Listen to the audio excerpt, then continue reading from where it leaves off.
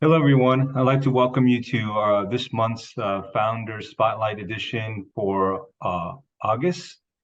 We've taken a couple months off because we had a pretty successful TechX event in June in Saigon and was able to meet a lot of different partners and people that will be very helpful for us for TechX next year. One of the partners that we were fortunate to meet was Dai Hoang here. He's the founder of Kien, which is a unique company that he set up just recently. And you'll learn more about it through our conversation today. So welcome to the Founder Spotlight, Dai. And let's start with a little bit of information about who you are and what you do, so get the audience comfortable with what Kien does. Yeah. Hello, everyone. I'm Dai, the co-founder of Kien, and right now I'm so honored to be here to to talk with Anh Huy of Savvy, and I really appreciate this opportunity. Yeah, thanks, Dai. So let's start with your journey. How did you get to Kien? So when you first started, you didn't start out in the food business, right? When you Yeah. first started your career, what profession did you choose? Um, I began to be a digital artist for mobile games in my very beginning of my career. To be an artist wasn't of my parents' desire because at that time they expect me study and work to be an officer, So at the end of the 2000s, digital art was brand new job in Vietnam, and nobody understand what I'm doing at that time. So my master Phan Vũ Linh, he taught me fine art from traditional technique to digital technique. So he introduced me to his friend studio and to develop mobile games, and I began my freelance job also. Oh, so when you say your master, you mean the is he the art instructor, the person that teach you how to draw and create art? Yeah, Oh, yeah. okay. So was it traditional painting or hand drawing or what kind of art were you doing? Um, in in the beginning, he taught me oil painting Oil painting. and yeah, and developed to digital painting. So I see. he studied in US and he's come back to Vietnam and bring the digital art to Vietnam. So he's a huge name in digital art market Hi. in Saigon, Vietnam. Yeah. Right, I know. Yes, because I have a friend who who's in the digital art space. He has a studio, and I remember when he first did it in 93, 94, that it was already then at the time was very new, it was 2D. And then Yeah. later on, was in 2000, was it 3D yet by the time of 2000? I think so, right? Yeah. So at that time, the digital painting is brand new because we have to use the tablet to draw, and the tool and the equipment is so quite high price for people to touch and use them. So Yeah. Was it hard to import because you have to use Apple products, right? So the iPad. So because I don't think there was much competition at the beginning. It was pretty much the iPad, and then the later tablets came out. Other tablets from Android and from Samsung came out, but initially it was Apple. So was it hard for you to import and get an iPad? no, at that time we all of Or the artists use Wacom. You know Wacom. no? Wacom is the Wacom is a company, the big company. They work with Apple to make the Apple Pen. So Oh, that is how its work is very smooth for artists. That's why, because the Wacom is for professional artists I see. in the world. Yeah. I see. Okay. Well, then from there, did you was he able to introduce you to your first professional 3D art job? Oh, not 3D. I'm working on 2D. The Yeah. 2D, sorry, 2D, yeah. So was it where was your first who was your first employer? Uh, my client, um, uh, my my very beginning of freelance job is one guy from Australia. He asked me to illustrated the the Bitcoin, at that time. Wow. But me for me then that is the brand new stuff. I didn't know the any kind of money like digital money like that. So he's the first guys come to Vietnam, and he asked me to draw a comic to introduce digital money in Australia. So that is my first my first job in Yeah, digital so pen. wow, that you're one of the earliest people then on with digital coins then, because cryptocurrency Yes, didn't catch on until much later, right? yeah. So do you still have the drawing? He asked me to draw it, but I draw it for him. But he asked me, do you want a coin, a digital coin? For what? I don't know what it is. So I don't give a I don't care about that, and so I just take them the real money for my job, and that's all. Wow, you could be a millionaire by now if you took Yeah, yeah, at yeah, that yeah, yeah. time. True, that's true. Yeah. That's 23 years ago. If you took the digital, was it Bitcoin? Or was it what? Was it Bitcoin? Yes. Oh, it's Bitcoin. Then Yeah, that's that's a it's like huge change worth for me. what? But One coin? One coin is worth like $23,000 now, or 24,000, something like that. Yeah, yeah, but I'm still regret right now. yeah, I am too because around that time I had a friend. He's an artist too, and he was telling me he's a graphic designer, like a website interface graphic designer.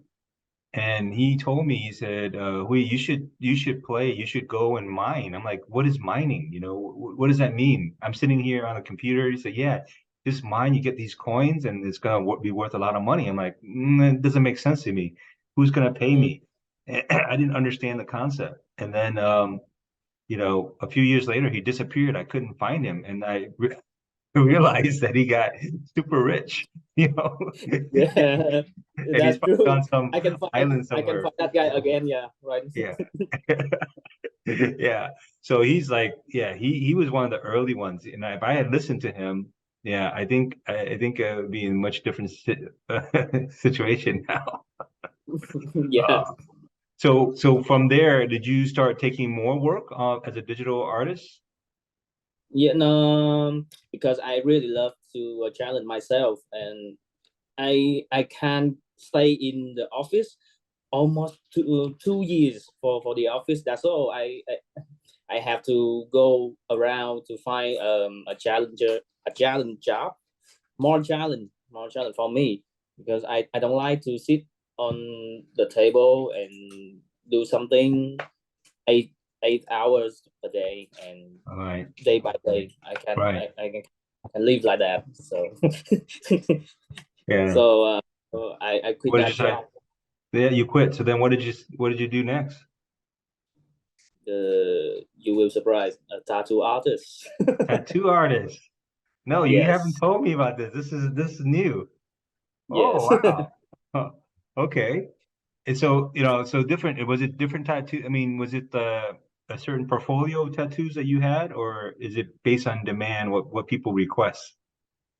Both, because some client come to the shop and they ask for the design. They have their own design. They download from internet, and they ask us to make the tattoo for them. But for me, I don't want to copy the design, and I always ask them, let me use your design like a reference, and I will design brand new for you, because I don't like to work in on the same footstep.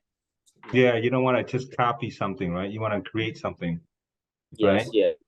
So there's So yeah. wow. So there's people in Vietnam around. Probably you had customers around the world, or just people in Vietnam. Around the world, because I'm working on Saigon Ink,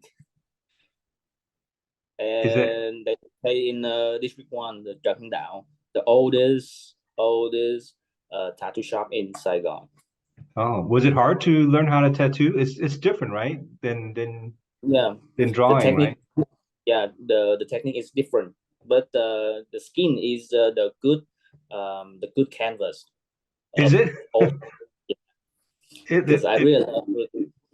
I Yeah. would think it's harder because you can't draw fluidly with strokes, right? You have to take it's like dots, putting Yes. dots onto the skin, right? And you have to take Yes. it takes a long time. So one tattoo, how long does it take to put on one tattoo? Depends on the size, I assume.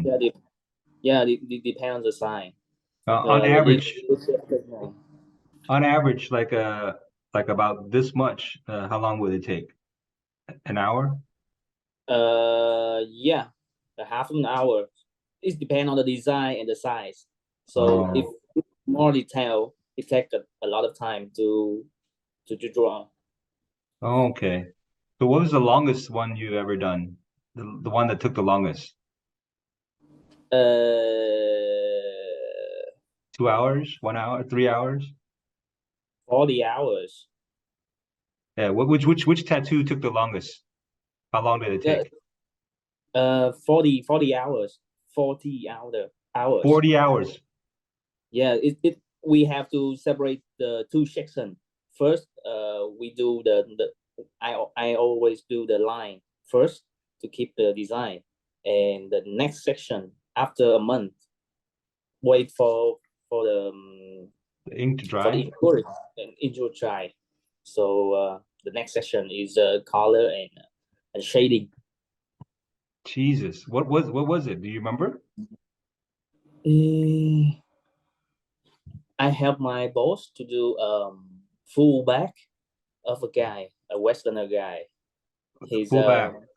full back, Yeah. full back too. And what was it? Was it like a It's a samurai design. oh wow. Samurai Uh, design. Was it yes. something that you created or something he brought to you? He bring to the shop and ask for any samurai I can design. So I put the main character of the old painting of Japan, and I mixed to the background is my old design to combine the character and environment. Oh, do you have a picture of it? Oh no, because my PC was broke down many years ago, and I lost my most of my artwork. Oh, that's too bad. So Yeah. there's people around the world walking around with your art on them. Yeah. That's funny. That's unique. A claim Yes. to fame. So how long were you a tattoo artist before you moved on? Uh, 2 years. 2 years. Wow. So Yes. you probably met a lot of people, very interesting people in those 2 years, Yes. right? Yes. Any person, celebrities that we know? Yeah. Ngô Thanh Vân. Oh, She's what? yeah. She had the tattoo. I'm not the guy who made the tattoo for her, but I working for her design, because when she come to the shop and she asked to tattoo a text on her elbow, and she can find the font. So I have to draw it every single character. So after I draw it, and she found out, hey, this is the font. And my design is fucked up. Oh, so she So, chose your so font and then someone else yes, tattooed it on her for you. yes. At that time, I'm a manager of that shop, but I I can choose the tattoo artist for her. So Oh, nice. Good for you. Yeah. She Yes, doesn't act much anymore. I think she has a cook producer. show or something like that. Something like on YouTube or something with her husband. But Mhm. yeah, well, and so then you moved on after 2 years, and then what did you do after being in the tattoo world? Uh, After I working with in tattoo, I moved to movie. How did you do So that? How did you transition from? I can see the transition from 2D artist, digital artist to tattoo, but how did you move from tattoos to the movie world? um, in I can't remember, but at that years, Trương Ngọc Ánh, she produced a movie, and in that movie, the VC Saigon uh, uh, have a lot of character have the temporary tattoo on their elbow, because this is the size of the game. So I'm support her to make the temporary tattoo for all extra and main cast for that movie. Kind of like 100 actor in that movie. So I have to be on set all the time to make sure the tattoo is fine for the movie. So at that time, my mind blew away, because this is the first time I saw the production of the movie. So um, the I love the pressure time. So everything had to be on time, and the hustle and bustle. So that is the creatively in minutes. That is so shock for me. And after I support that movie, and I changed my mind, and I I just think about my job right at that time, uh, from working on the office and move to the tattoo shop. It is the same, stay on the box and do something 8 hours per day. Yeah. So I I leave. Oh, geez. Okay. So you joined the movie, so you started being a producer, like but responsible for you were responsible for set production, No, the production designer. I designer. Yeah, I was a assistant of production designer I for see. the next movie produced by Trương Ngọc Ánh. Yeah. Yeah. So then from that from managing a tattoo for a movie, you moved into production assistant role. I mean, what the movie was it a lot of tattoos? I mean, what did you have to? I'm trying to understand what would you do as a managing tattoos for a movie? Was it fake tattoos? Did you have to draw tattoos? Yes, the temporary tattoo. Oh, so you had to I have draw. to draw. Yeah, I have to draw and make it like weathering the tattoo. It look like a real tattoo in the frame, but Oh, that's fake. oh, okay. So was it a game movie or what was it like? The The name genre? the name of that movie is Saigon Bodyguard. Bodyguard. Okay, makes sense. Okay, Saigon Yeah. Bodyguard. I'm not now. Now every time I see that movie, I'm gonna be looking for tattoos. So Okay. from that movie, you became a production assistant, and then you moved and you worked on movies, different types of movies, or was it just all like drama, criminal Draw. crime? Which movie? The next movie or that movie? Yeah, the type of movie, the genre. Like, was it like all drama, or was it comedy, or was it like or the different types of movies? Yeah, the action movie. All action movies. Okay. Yeah. So your role, did it change over time, or as a production assistant, what do you do? I'm the assistant of a production designer. Hmm. Production designer is the in the structure of art department. The production designer is the high range of the art department, and under the production designer is the art director. Oh. So because the production designer he um, he managed everything about the budget for art, and everything run around art department. Yeah. So I'm assistant for production designer, but I interrupt another job after that movie. I working on the monster factory, monster builder factory. It's Cinemagic. They create the dinosaur and many creature, practical and in the real size for people to wear it. Well, in US you can see they build it's a special effect for movie. I working on a factory. So in US you watch the movie like the Terminator, Aliens. All of the character is create and made by Stan Winston.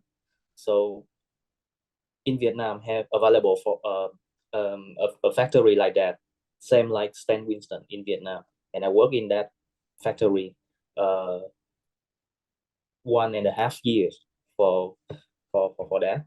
And after I do that job, and I come back to movie, and most of movie in Vietnam is drama, Oh, yeah.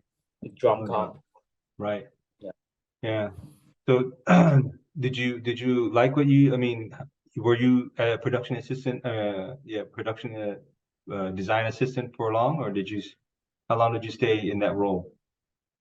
uh 3, 4, 5 years. Wow. Yeah. So yeah, it's pretty exciting, I would assume, Yeah, you're always on production sets, trying to help produce movies. Was it movies or just TV series, or was it different types of media, or just movies? Movies and TVC, movie and TVC. TVCs. I see. Yeah. So were you working with one team, or did you freelance with different teams? Yeah, I work in freelance. Mm-hmm. Mm. And is this how I know you like archery? Is this how you got into archery, or were you in archery before? Uh, Many years ago when I working on the tattoo shop, and I have uh a lot of time to to relax and do something for fun, you know. And my friends they go to the bar and lounge, and they they love to đi nhậu, and but for me I like to do something for myself. And that is the first time I play archery, modern archery. But I love history when I was a kid, and I'm looking for the real archery, because I hold the bow, the modern bow. It's look so strange for me, because the modern bow, they create that for sport, not for survive, not for the hunting. So I go to the internet and looking for the traditional bow, and I find out the traditional bow from Mongolia. And in Vietnam at that time, everybody when they sell the bow, the traditional bow, they always said that is Mongolian bow, but it's not. It's a traditional bow. It's a Chinese bow. So the Yeah. Manchu bow.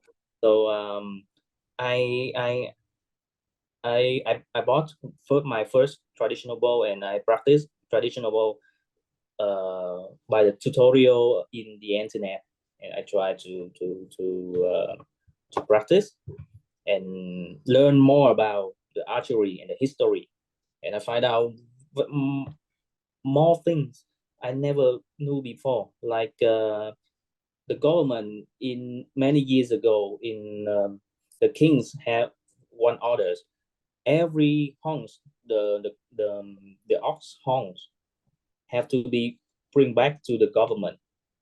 The people do not use the horns because the horns is the material to make the weapon.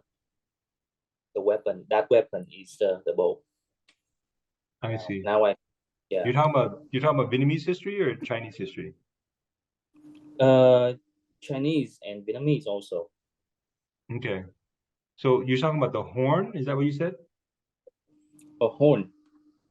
Yeah. They use the horn for the traditional bow. They have the two sides of the bow, and the horns is used in the inside of the bow, like to make the when you hold the arrow on the bow, you have to push it back, and the horn is help to collect the pressure to push the arrow. Right. The whole, it's like the handle, right? It's near the horn is near they carve it out for you to pull back. Yeah, not on the handle. It's on the strip of the bow, not on the handle. Oh, this part. Yes. Yeah, I see. So it's only the wooden. Yeah. Okay. So what was the rule that they could not use horns? You said? This is the traditional clue. It's made by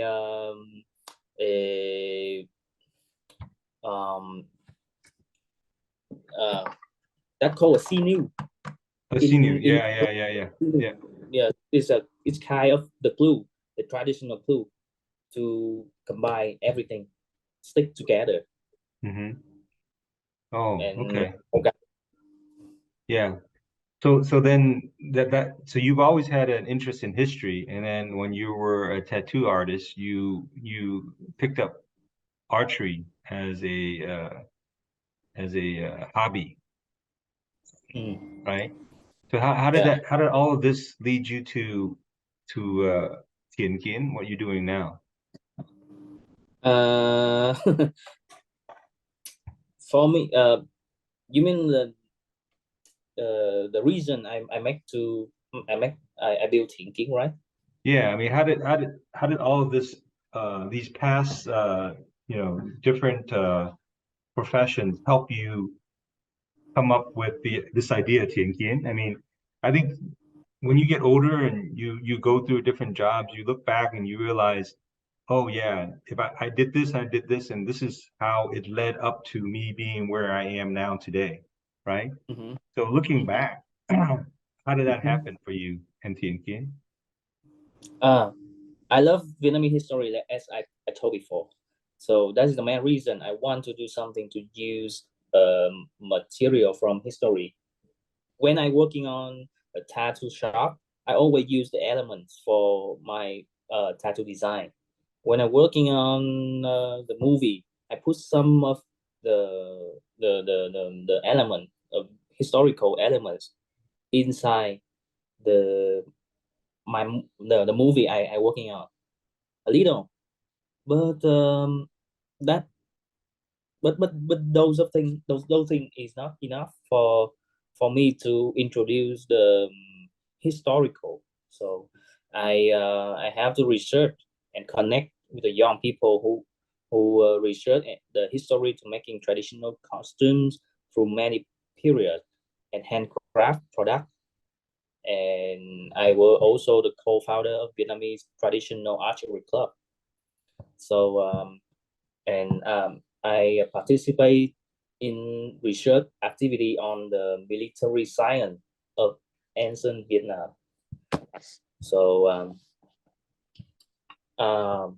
I did field work across Vietnam to collect stories and friends and even ethnic minority friends like Cham and Thai and Cơ Tu. So because of the regional diversity, as I mentioned, I see it, and an agency can tell the story around Vietnam, all the things.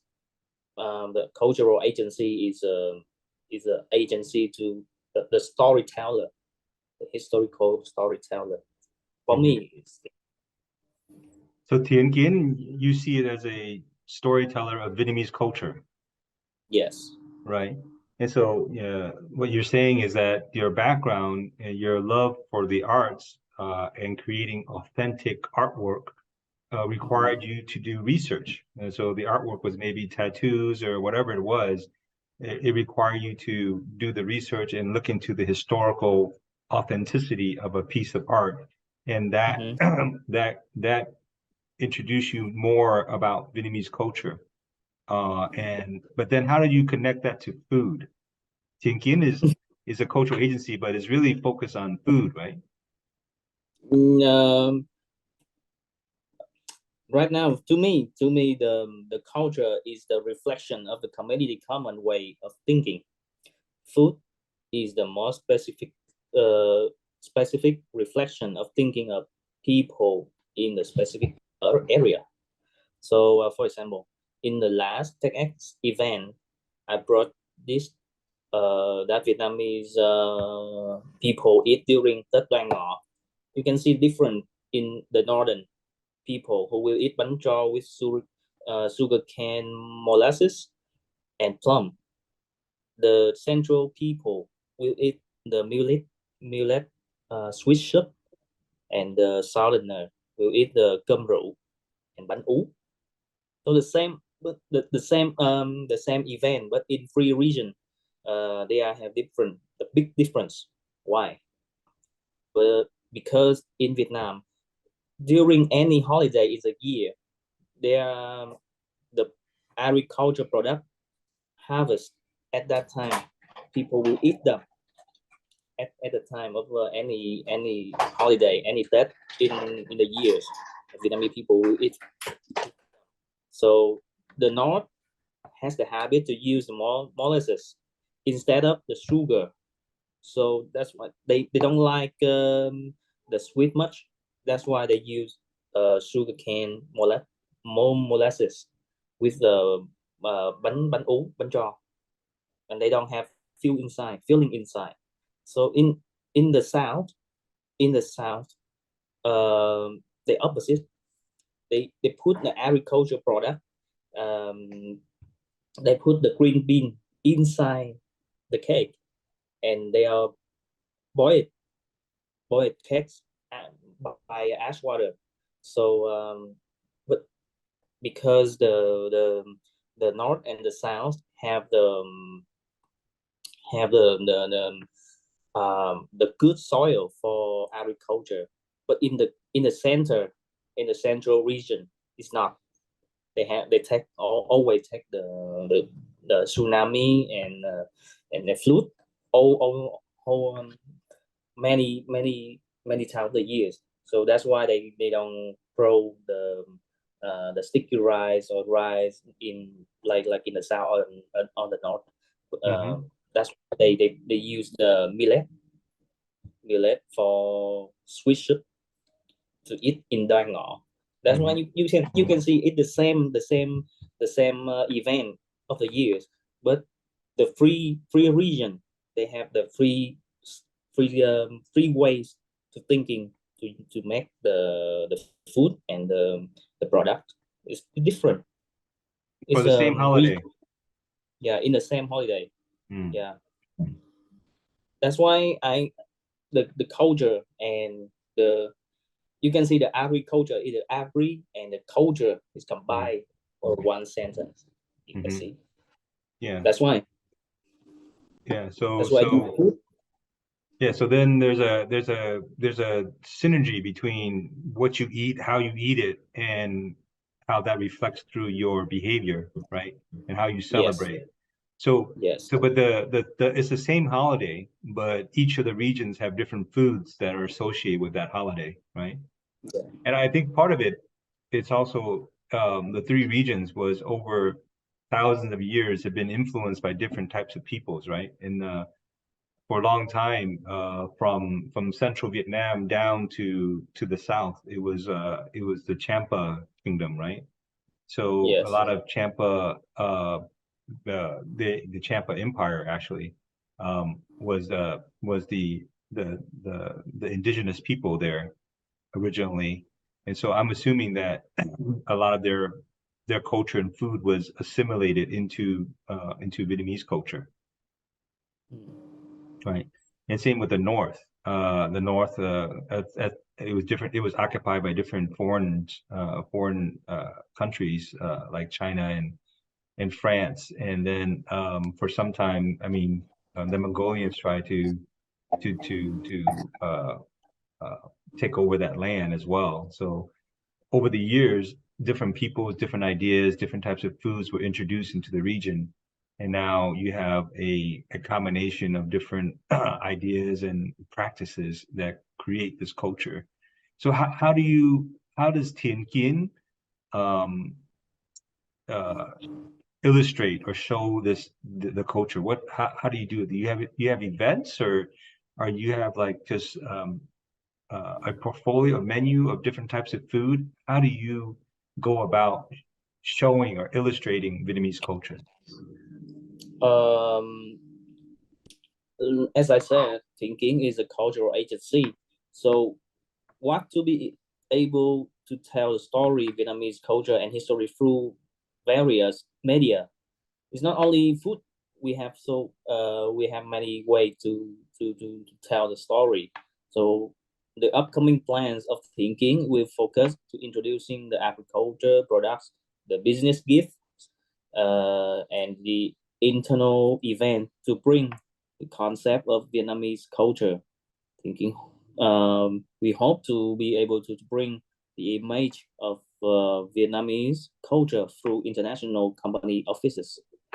Um, in addition, healing tour will be organized by thinking for a limited member of participants to go to the farm that are thinking partners, and they will have the experiential and meditation activity to restore both the physical and mental health. I see. Yeah. So you tell the story through food, through events, and through excursions, meaning trips to Yes. different locations. So Yes. like give me an example. Like if I'm a company, I'm a tech company, why would I want to work with Tien Kien? What would you say to if I'm a tech company? What would you say to me? What? Yeah, yeah. Um, because my main customer, my main client is the technology companies. Um, most of my clients is the international company come to Vietnam and put the office in Saigon. So they have the benefit for their staff to like happy day, happy hours to enjoy food and have tea break or something in the office. So I can bring the the Vietnamese culture by food through the way of by food to tell the story. So if if your company can require my company to make a tea break for you, I can bring the concept and build a set for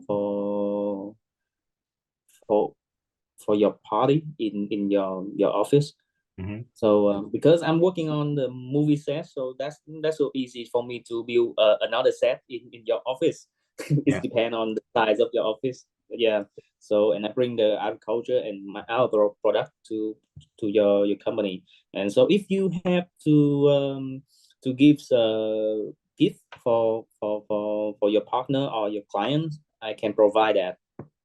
Okay. So it gives a cultural element. So if you're an international company, you get a flavor, a sense of Vietnamese culture through the food that you bring, the type of food that you bring, the setup, how you set up the food, the presentation. Um, Mm-hmm.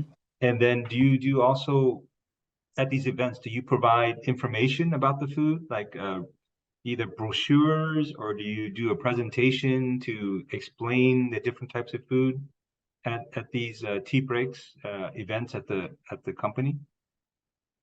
So for me, I find out a new way after TechX. I found a new way to tell the story is technology. I can just use AR to to introduce the culture after the customer they hold the product in their hands, they see, they taste, they smell, but they can saw the way that that product can make the making of that product and the history of the product. So by by AR, I think can help me to introduce the story. It's better than print the brochure because people they don't a ton of works. Yeah, so basically, you have to pay for the printing, the cost, and if you make changes, it'd be hard to make the changes. And here, if you use AR, you can interact with it, you can see it, and then you don't have to. It's always there. You don't have to like print it out, right? Yes. Yes. So that was my next question: is how are you going to incorporate, if you are going to incorporate technology into your food? And so this is, I think AR is a great way of doing that. And so so do you have plans to expand to in Ho Chi Minh City, or are you moving to other cities in the country, or what are your plans for Thien going forward? My plan is we focus on right now. We focus on in Saigon because the most of the technology company is gathered in Saigon. So the next city I want to move is Huế. It's not Da Nang. It's Huế. Why? Because that is the heritage city. So I can introduce my product in the right location. So maybe our activities we can bring the client. They have the trip, go from the Saigon, the office in Saigon. They can go to Huế to enjoy the location, enjoy the history, eat the good food, and you can touch 5 senses of people by a trip. So that's in the two way, the round way, because in Huế the government in Huế they want to push the company come to Huế to put the office. So that's why they open the gate for me to introduce the new way to tell the story, the history story, the potential story to Huế, and they can move to Saigon, like enjoy the events in Saigon. Yeah. So you're saying that you're going to introduce excursions from Saigon to Huế. You're going to introduce this to technology companies, international technology companies, and through these excursions to Huế, these technology companies may be interested in setting an office in Huế. Yes. Yeah. That's a good plan. That's a good plan. I think it'd be tough though, because I think it has to be a combination of both introducing the companies as well as making sure that the companies have opportunities to hire people and do business in Huế. Because if you just make it an excursion, they're not going to think about Huế as a place to open an office, but more of a place to be entertained and visit and just see culture, but not to work. There's it's a double-edged sword, right? So you want to highlight the culture and heritage, but then you also want to make sure that during that trip they see the business opportunity as well. Because if they see, well, it's just a place for people to visit and not to work, then you're not achieving your goal. Yeah. So so because open the company in Huế is to open the new opportunity for new opportunity for the young in Hue, because young people in Hue, they quite shy, and most of them they still stay in the box. They don't have opportunity to open their mind. So but they are really have the potential to develop. So I can't say the about them, but if you have time to stay with the young people in Hue, you will see. I think you're right. I was up in Hue a few times, and the people there are very bright. They're very hardworking as well. So I think, if there's an opportunity for us to help Hue, it'd be I think from Savvy Code's perspective, we'll be happy to help. Maybe a small workshop or conference to introduce the business environment in Hue and why people should be in Hue, give some information about the economic, the demographics there, in terms of like the willingness of the younger adults there, in terms of their opportunities, what they want to do, their interests, how hard they work, and I think it will help if Hue does Hue have an international airport? Not yet, right? Yeah, they have. They do. But you can't fly directly to Hue from the US, right? I think maybe from Japan or Korea, can they fly directly to Hue? They can. The Korea. They can. Okay. Korea. They can fly directly from Seoul to Hue. Okay.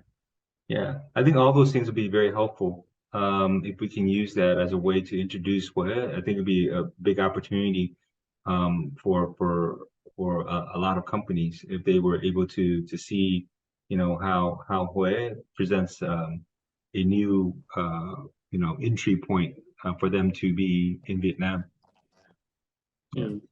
So looking back, I mean, how long has Kien has only been around for about a year, right? Yes. And what are let's say the 3 biggest lessons you've learned so far? What are the biggest challenges and the biggest hurdles that you had to overcome?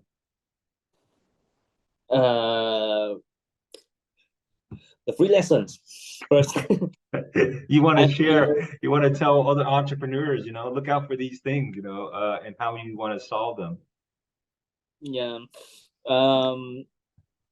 I have the huge opportunity to introduce my company is in TechX.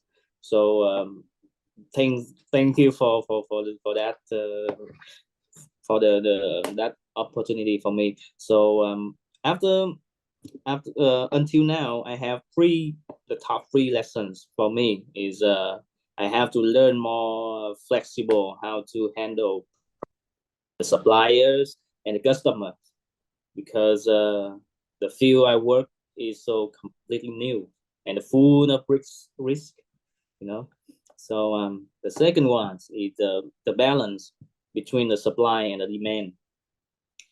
Is the lesson no one specifically teach. So you must learn myself, or I have to learn myself or flexible. The last one I have to read more and carefully and differently about history, Vietnamese history, because every problem in business happens completely in history.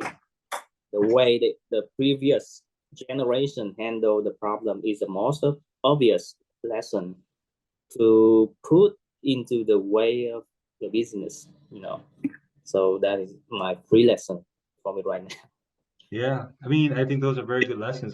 That's for me. I think having a really good understanding of a history, and people when they think about history, they think about, you know, formal history in terms of like what happened in what war and how countries expanded. But really, history is just a collection of information that happened already. And if you use that, you can learn from it. So history is just a tool for learning different types of things, how you behave, how you interact, how you govern, how you do business. If you read enough, you will learn a lot of lessons that you can use in your business and in your personal life as well. So I'm glad that things are going well for Kien, and you know, there's anything else that we can do to help you and Kien to expand, we'll definitely welcome that opportunity. You know, it's funny for this founder spotlight, we usually play a game at the end. I didn't tell you about it. Okay. And so that you can, so it can be more authentic, more real, right? So the game is really simple. It's actually cultural in a lot of ways. So it's just a question. Like I ask all the guests that come on to the show, you know, as a Vietnamese person, you know, we eat two things almost every day, either gum or pho, right? So as which one do you prefer? If you had to choose one to eat every day, would it be gum or pho? You don't have other option for Nope, that. that's it. That's the only choices you have. The funny thing is, in thinking, we have two founders, me and my girlfriend. None always choose the pho, and I always choose gum. I can't live without gum, man. Yes. Yeah, it's like my wife, she's always telling me to like eat less gum because you know it's supposedly you know not good for your health and you can get fat and everything. I'm like, well, that's because you don't exercise. If you exercise, you should be okay, right? Yes. Yeah. And the other thing, I don't know if this happens in Vietnam, Mm-hmm. but in the US, when you go to Vietnamese weddings, Mm. there's always ballroom dancing, like the Mm. traditional French dancing, Mm. not the tango, the cha-cha-cha, and the different types of, and the other one is karaoke, right? Oh, I okay. don't know, does Yes. this happen in Vietnam? Always, all the Always, time. right? Always, right? Yes. So it's like anywhere you have a Vietnamese wedding, there are always those two things. So if you had to choose, would you go dancing or would you sing? Oh, I dance. Dance. Oh, okay. So which one do you like? Which ballroom dancing do you like? The Uh, the cha-cha-cha, the what was it? The rumba, and there's different types of them too.